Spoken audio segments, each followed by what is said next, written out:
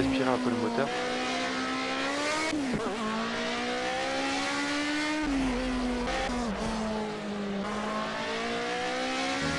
Et là, vous voyez que la voiture elle se comporte plutôt pas mal, malgré que ce soit des réglages de base.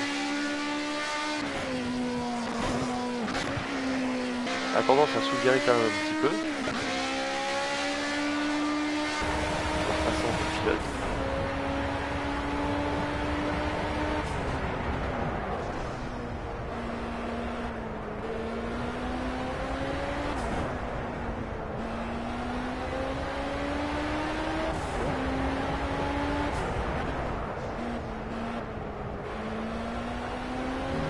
Une fois que les éléments seront chauds, on pourra attaquer un tout petit peu plus.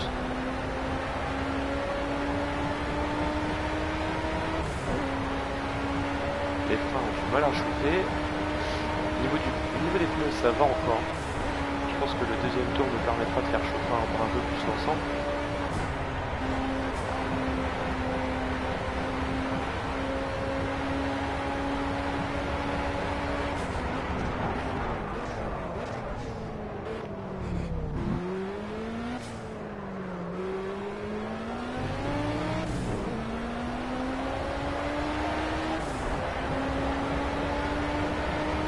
Parti pour ce tour lancé.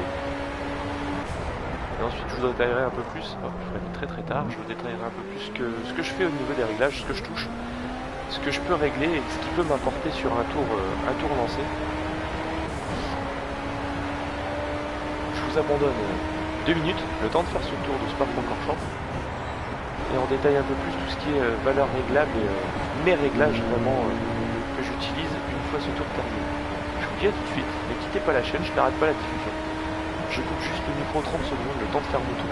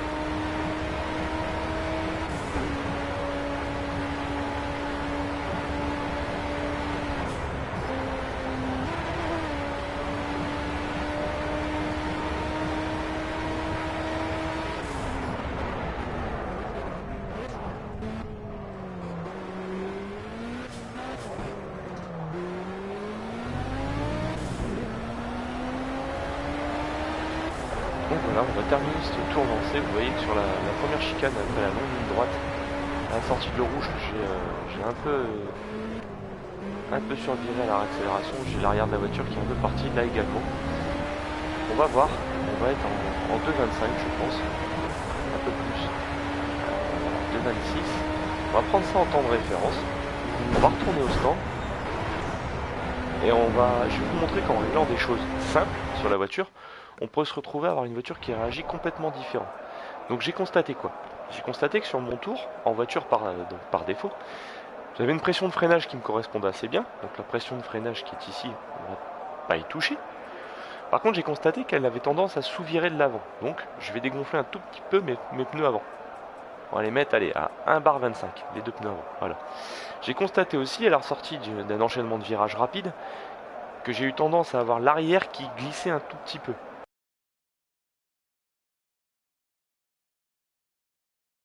De 0,10 pardon, on va se mettre à 1,25, 1,25 bar sur les pneus avant et 1,20 bar sur les pneus arrière. Comme je l'ai dit tout à l'heure, au niveau de la pression du freinage, pour moi ça me correspondait assez bien. Il n'y avait pas trop de décalage, la voiture restait plutôt stable au moment du freinage. L'équilibre de freinage, j'étais sur 60% sur l'avant, pour moi ça a été. Contrôle de motricité nickel puisqu'il fait beau. On va passer à l'aérodynamique et le châssis. On est sur quelque chose qui nous permet d'aller vite en ligne droite. Ça ne me gêne pas trop, on va le laisser comme c'est. Le rapport de direction, lent, rapide, on va peut-être le redescendre de 3 crans, on va le remettre à peu près au milieu. Je vais essayer d'aller chercher quelque chose de plus rapide parce que dans le rouge, j'ai constaté qu'au moment où je prends le premier virage à droite, j'ai tendance à vite me décaler vers la gauche et me retrouver très vite au-delà du vibreur et en dehors de la piste. Au niveau des angles de chasse, comme je disais tout à l'heure, je n'y touche pas. La hauteur des caisses, elle me paraît bonne. La butée, on n'y touche pas. Le blocage de différence en accélération, je ne vais pas y toucher. Le radiateur, le moteur n'a pas eu de surchauffe. La boîte de vitesse me paraît plutôt pas mal et plutôt bien réglée. On va la laisser telle qu'elle. La charge en carburant, par contre, vous l'avez vu, la voiture était très lourde. 90 litres d'essence, ça fait à peu près, on va arrondir, on va faire 90 kg d'essence en plus. Ça fait très lourd. On va mettre 30 litres. Sur la qualif, je vais la descendre aussi, puisque ça me permettra de réglage et de base pour mes futures courses avec cette voiture. On va revenir à l'écran de base. Donc vous voyez, en réglant des choses toutes simples que je vous ai détaillées tout à l'heure, notamment sur la première page, pneus et freins, on va essayer de voir. Donc on a fait un tour en 2,26 878 sur le premier tour lancé. On va ressortir, on va faire un tour de sortie, un tour lancé, et on va voir si on bat notre temps ou pas. Normalement, si on ne le bat pas, on ne devrait pas en être très loin. Si on le bat, c'est que les réglages forcément sont meilleurs que les réglages par défaut.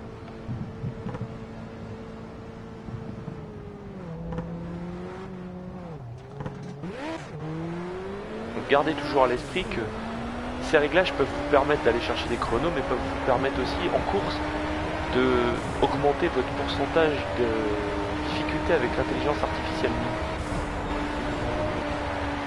Je sais qu'au moment où j'ai eu le jeu, j'avais tendance à jouer avec une intelligence artificielle entre 50 et 60%, pas plus, parce que je n'arrivais pas à aller chercher des chronos, je n'arrivais pas à faire des tours propres, chaque voiture me mettait dans l'herbe ou dans le mur.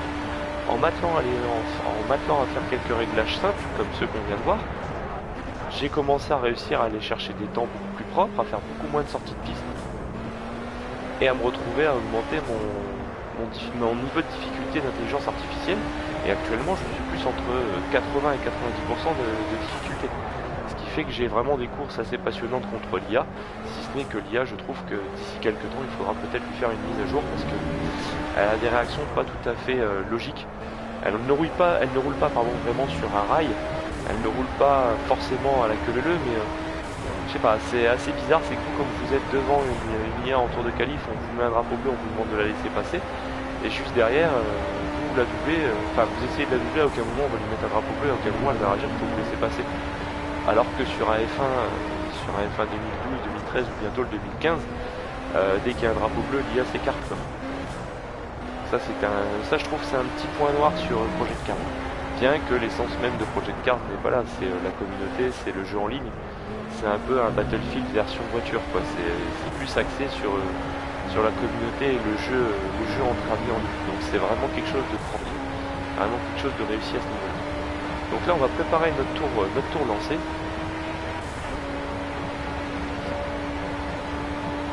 Et on va essayer de voir à quel moment on peut aller gagner des secondes sur ce circuit. J'ai déjà une petite idée, hein. Il y a certains virages que je ne prenais pas à fond tout à l'heure. Je vais peut-être pouvoir gagner du temps ici.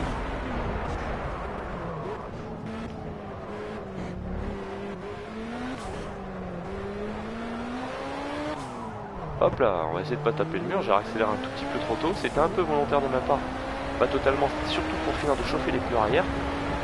J'ai mis un grand coup d'accélérateur pour les faire chauffer.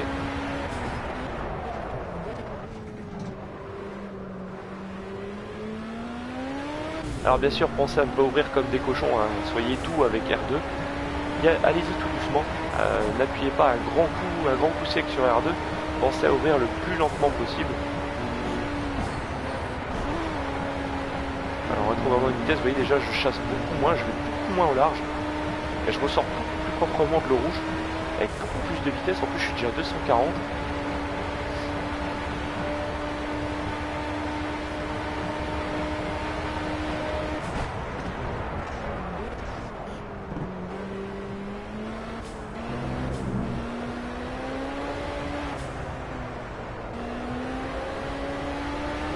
attaquer ce tour, on va faire quelque chose d'assez propre, on va trouver...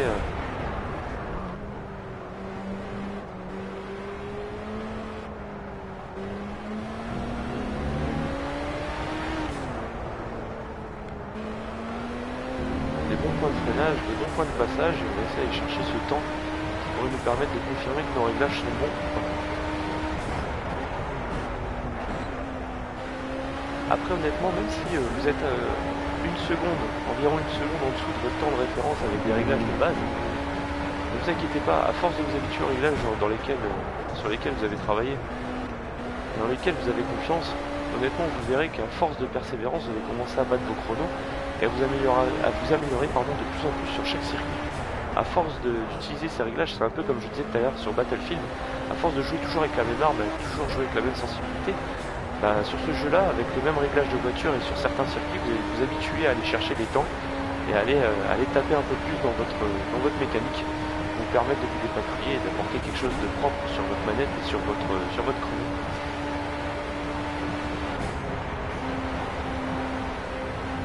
Vous voyez que je suis un peu plus réactif en entrée de virage.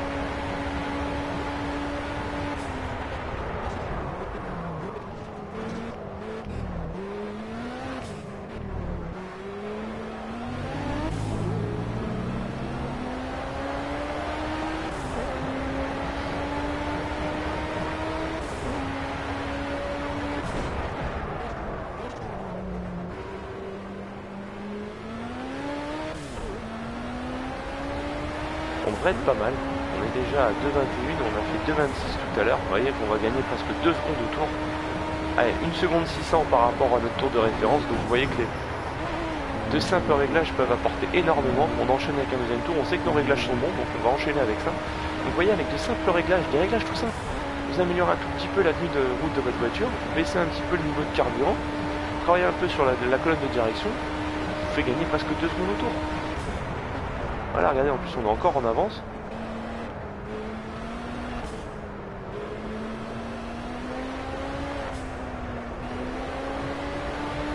Et je peux vous faire ça avec toutes les voitures que vous voulez, il n'y a aucun problème. Demandez-moi une autre voiture, je vous le fais. Et vous verrez qu'en fonction des réglages, la plupart du temps on arrive à aller chercher de bien meilleurs chronos. Là j'ai chassé un petit peu à la sortie du virage. Et vous voyez qu'avec un rapport de direction beaucoup plus rapide, ça m'a permis d'éviter de partir en vrille et de rattraper la voiture assez rapidement.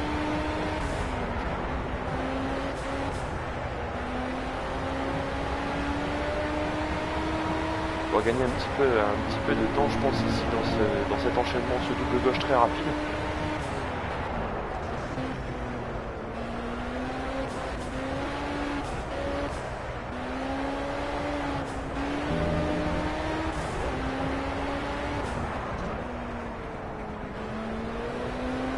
On l'a passé, on réaccélère, celui-ci normalement ça devrait passer, vous voyez on a encore 1 seconde 1 d'avance sur le temps qu'on vient de faire, je sors un peu large mais c'est pas grave, je ne fais pas d'anti sur l'AstroTurf, c'est passé, et vous voyez donc que par contre j'ai une grosse contrainte sur mes pneus avant puisqu'ils sont déjà rouges, donc ce qui veut dire qu'ils sont en train de surchauffer.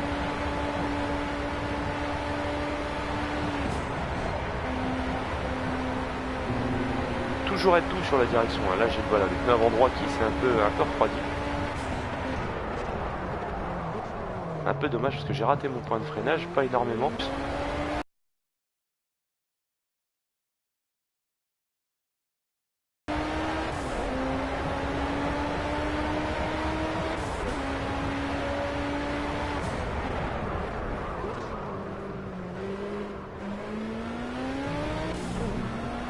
Alors on va aller chercher ce chrono, je pense pas qu'on sera encore en avance, on avait plus qu'une seconde sur le deuxième secteur, c'était plutôt pas mal. Ah si, on va être pas trop mal, regardez les amis. 2,24, on a encore amélioré notre temps de plus d'1 seconde une fois que les éléments sont chauds, vous vous rendez compte? Et là ça passe, maintenant ça passe, il n'y a aucun problème. Peut-être à la rigueur rouvrir un tout petit peu le conduit de frein, parce que j'ai l'impression que mes pneus sont en train de souffrir. Ouais, mes freins ne sont pas trop froids, mais mes pneus sont en train de surchauffer un peu. Là vous voyez qu'avec des réglages très simples, il n'y a pas forcément besoin de se prendre la tête à régler sa voiture pendant 3 heures. Vous voyez bien que tout à l'heure on a fait... Pardon, excusez-moi, on a fait un plus de 2,26 800 en 2 tours, je gagne 2 secondes, je suis à 1,24 300. Donc honnêtement, vous voyez, mes réglages, je vous les remets à l'écran, si vous les notez, allez-y, il n'y a pas de souci, mais bon, ils sont valables